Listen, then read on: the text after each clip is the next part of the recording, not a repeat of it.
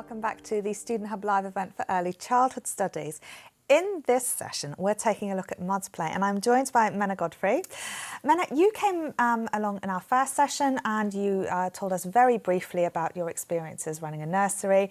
But here we're going to be talking about mud play, which is fabulous. We've got some widgets on our screen, so let us know if you've come across the term mud play before. If you've had a look at Menna's chapter yet.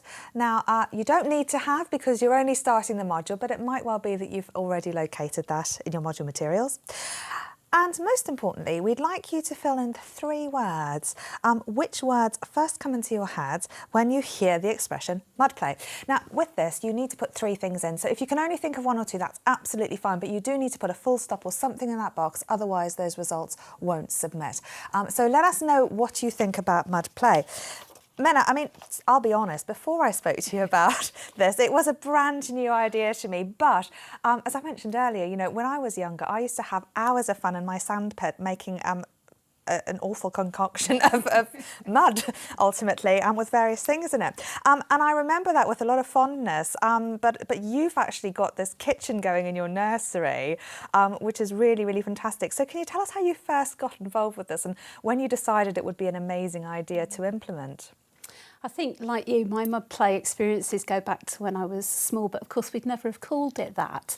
And we had, certainly growing up, I had a lot of opportunities to mix mud and water and do all sorts of things in the garden as I was growing up. Our children don't seem to, all of them, get that opportunity anymore. And in my nursery, I kept finding children who'd found bowls and water that perhaps, you know, from an overnight shower or something like that, and they'd be mixing and making concoctions with mud, with leaves, with bark that was on the floor and the water. And what I did notice was when they were doing that sort of play, they were really, really deeply involved in it, almost so involved that they didn't notice you coming up behind them, doing that kind of child-initiated play that Natalie talked about earlier on. So I got really fascinated and began to think, how can I make more of an offer of this, or make it something that they can access more readily, that they're not having to do in a kind of a round the corner sort of way, but something that actually we overtly offer to them. So began by putting some surfaces in place, some old kitchen utensils in place, and I stood back to watch what would happen. Now let's have a look at the kitchen that is in your nursery.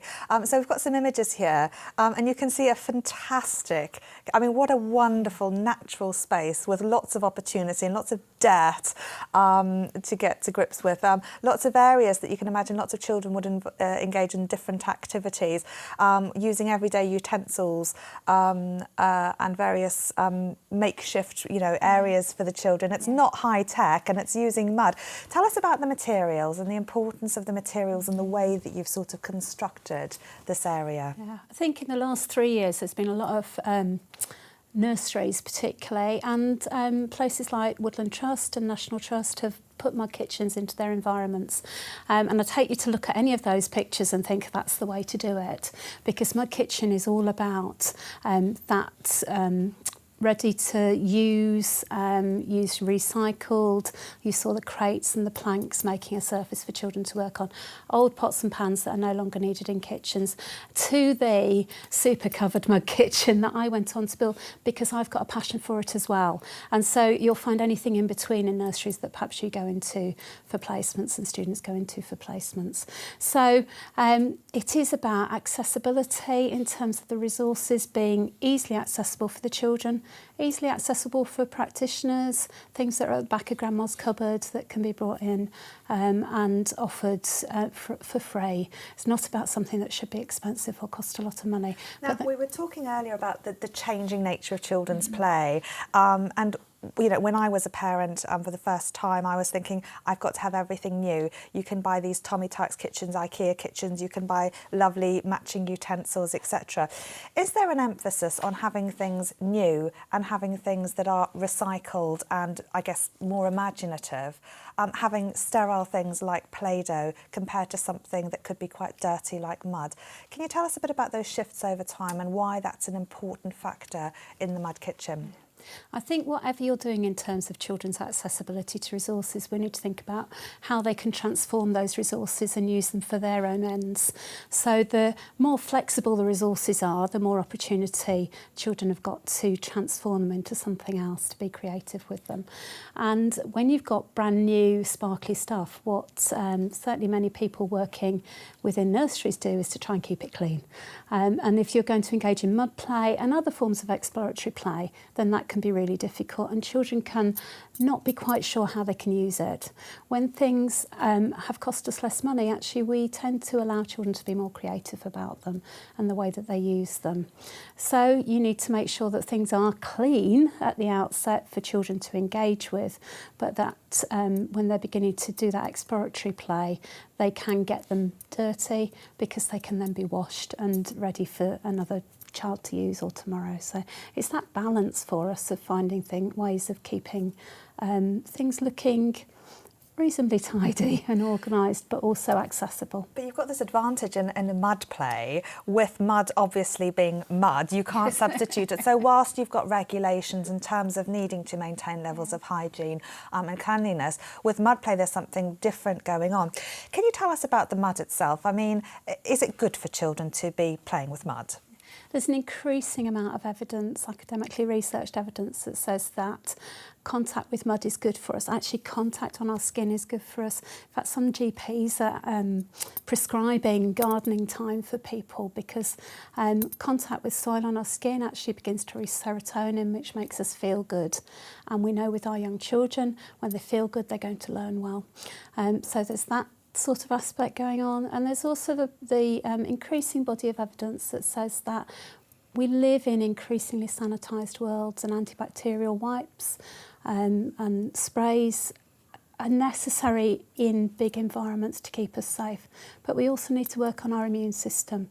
Too much antibacterialness seems to be indicated as not letting our immune system begin to build itself up. So this could boost low-level immunity and be, you know, a positive thing for children? Potentially. There's some work from the States that has suggested that we need to think of our immune system a bit like a muscle.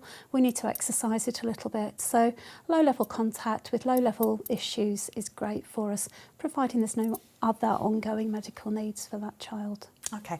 Now, we asked our audience what words were associated with mud play, and they've come up with some incredible ones I think you'll be really pleased with. Let's have a look and see what you said.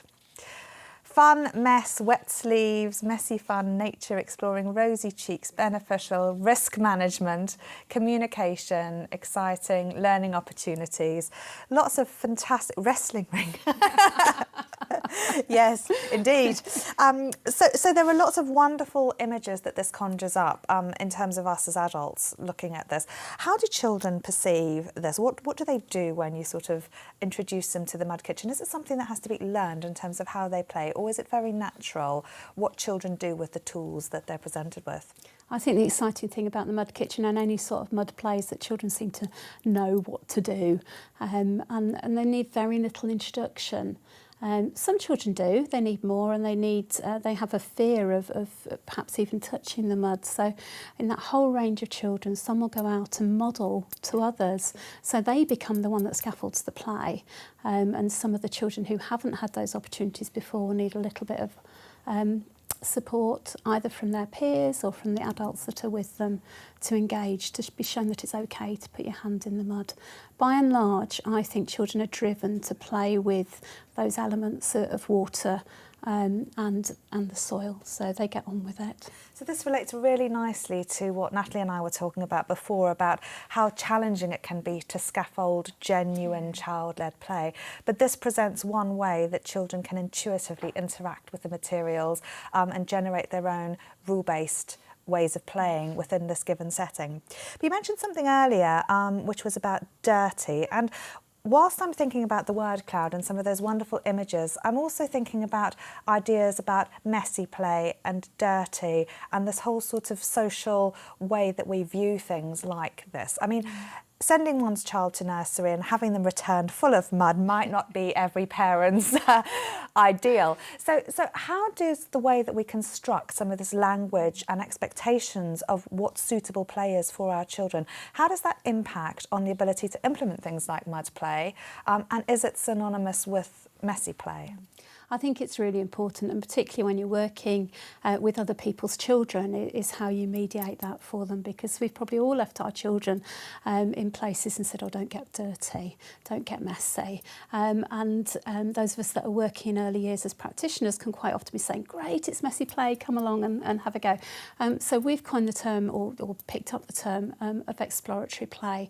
So we'll talk about children coming and exploring materials and transforming materials, and use that sort of language with the children, and again work with their families, parents, grandparents, to continue to explain that to them so that they understand the learning possibilities, and that this isn't all about how dirty we can get, but actually about that learning and that possibility. Okay, you've linked the learning to several factors in terms of things like language, involvement, special educational needs, maths and cooperation. So you've got some clear relationships between some of the things that the children are doing within these mud kitchens, which would seem very play-based and very creative. How do you make this relationship between an increase in skills like language as a result of playing with mud in a kitchen? I think good observation helps us to recognise it. I first started my research around mud play because I wondered exactly that. Are there clear links? So I did a master's and discovered that I think there are. So, phew. But good observation and good knowledge of what you're looking for and how children learn and develop those underpinning skills. You'll see the fascinating thing in the mud kitchen is the complexity of language that children use, very often based with what we heard earlier on about things that they know from home, and it's bringing those experiences that they know from home and other environments back into the setting. So there's ways of articulating language. HJ, I'm very conscious that I think this is something that a lot of people would feed into. We're having a lot of chat about mud kitchens. So Sally says that she's a childminder, made a mud kitchen out of old pallets for free. And Lucinda reckons it would be a good idea as a baby sensory programme, so getting the babies involved from a young age perhaps. And talking about sandpits and gardens with lots of leaves, and Sarah says it's very apt because her school's building a mud kitchen tomorrow, so hopefully there's a lot she can take from today's session, and yeah. Absolutely. And you can go and find Menna's chapter as well in the module materials. We'll see if we can put a link in. I'm not sure if that, I can't remember which module everyone's on right now, but anyway, we can find a link to that. And there's a lot of material as well from the OU1 Open Learn. So if you are on one course and are interested in ideas from another, there's often a taster out there for you. And indeed, Alice is going to a forest school. Yes. Which is another sort of way of using nature in the outdoors, and is again increasingly popular, perhaps with slightly older children though. Tell us then about, you've been talking about the language and the development of language, but also that this is very useful when dealing with special needs. Perhaps when language then isn't, the primary focus. So can you tell us about the non-verbal aspects? I think the exciting thing for us about any of our outdoor practice is that a lot of our children who have particular behavioural needs, and maybe language needs as well, seem to be far more comfortable outside, and they settle better, they engage more deeply. And I think again it's about this kind of almost going back to nature outdoors, and that fact that indoors can be terribly busy for some children. It can be very bright, there can be lots going on, it can be very noisy. We've got fluorescent lights that can upset some children's sensory needs. Outdoors doesn't clash with itself, as my friend said. So what children can benefit from outdoors, and we see it whether it's just in the whole relaxation of their bodies. So that body language can tell us how comfortable they are. And when children are comfortable, we know they can go on to learn. Okay, so for anyone who's setting up a mud kitchen tomorrow, what are some of the challenges of providing opportunities for mud play? Well, there's some challenges, I'm going to plug this, there's some challenges listed in my chapter there, and there's some links to good ideas around that. getting parents on board is the absolute bottom line as far as I'm concerned, so that they're engaged from the beginning. Maybe providing some of the resources that go into it, because then they begin to be more comfortable about the play. There's very practical. Think really carefully about where you put it, so that it's the flow of mud and muddy water isn't going to block drains, and you get a drainage problem and a puddle. So there's from the very practical to in terms of the ground, but also in terms of what the children are going to wear, and agreeing as a staff team, if you're working in a bigger setting, how the play is going to be allowed to develop and maybe spill out from the mud kitchen into the rest of your garden. Because I guess to the untrained eye, it could look chaotic with children messing around. How do you define those parameters, like no mud inside? Or do you know what I mean? How do you sort of contain whilst enabling them to have this freedom that mud play allows? And everywhere is different, so that's really hard. The key is, if you're working in a bigger environment, to actually have that agreement between everybody. If it's smaller, you're a childminder, you're working in your own home, then you clearly need to have some areas of the garden that perhaps you restrict it to. Putting tree bark down very practically, or gravel, can actually form a natural barrier so that the mud doesn't get carried inside.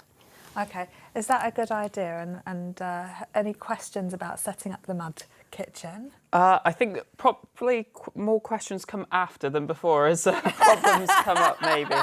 But I like Rita's comment, actually. Says on mud play, says we have a allotment where children plant stuff and grow stuff and then harvest in the autumn, and they get muddy when they're doing that. But I think that's good with children knowing where food comes from, because I'm always shocked, even adults where I work don't know where some food comes from. So I like that idea of children doing that. Absolutely. Okay, and we've talked about some of the benefits that you've already mentioned, but we mentioned physical benefits. Just briefly to end, can you tell us about some of the psychological benefits that may come with mud play?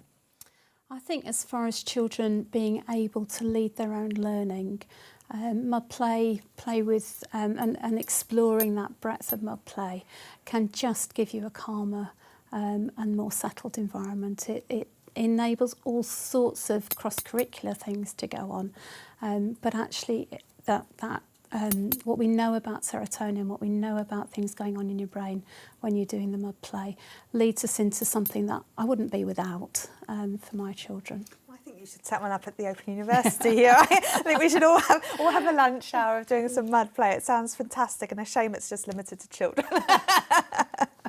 Menna, thank you so much. Could you want to show us the chapter? Oh, I wouldn't be able to find the chapter, but this is obviously something that you're all going to be getting to grips with. There's plenty of really, really good stuff in here. And I think, read my chapter, The Mud Play, and loads of links to follow up from that as well within the book. Brilliant. Well, we're going to see you again a little bit later in today's session, but thank you very much, Menna, for now. Right, we're now going to show you one of the little videos that we made on campus where we look at the tree, and we'll be back in a couple of minutes then to do our next session. So we'll see you in 2 minutes.